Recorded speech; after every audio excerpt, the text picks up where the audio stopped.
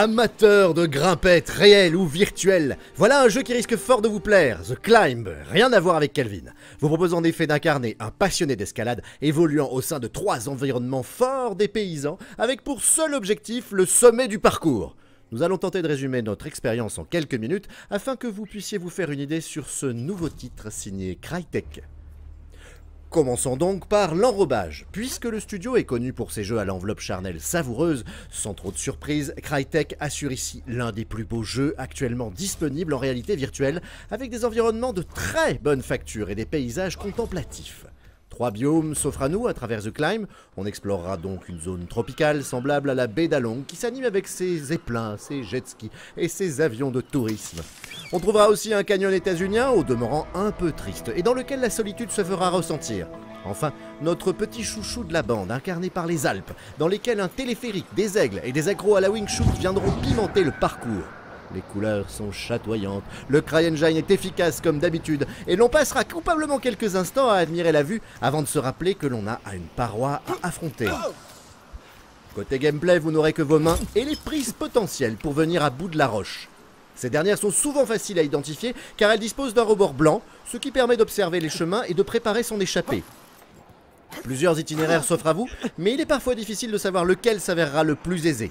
En effet, votre chemin sera ici jalonné de prises fiables, mais comportera aussi des prises limitées, des prises qui s'effritent, certaines qui devront être nettoyées avant d'être utilisables et d'autres empoisonnées, qui vous feront perdre de l'endurance. Voilà qui augmente significativement la difficulté, d'autant plus que vous devrez parfois faire des sauts afin de continuer votre itinéraire. Ces derniers sont d'ailleurs trop souvent approximatifs, ce qui peut vite s'avérer frustrant. Enfin, sachez que vos mouvements de tête joueront énormément dans votre progression. Il est en effet nécessaire de viser les prises à la vue en s'avançant vers elles pour que les mains se positionnent correctement.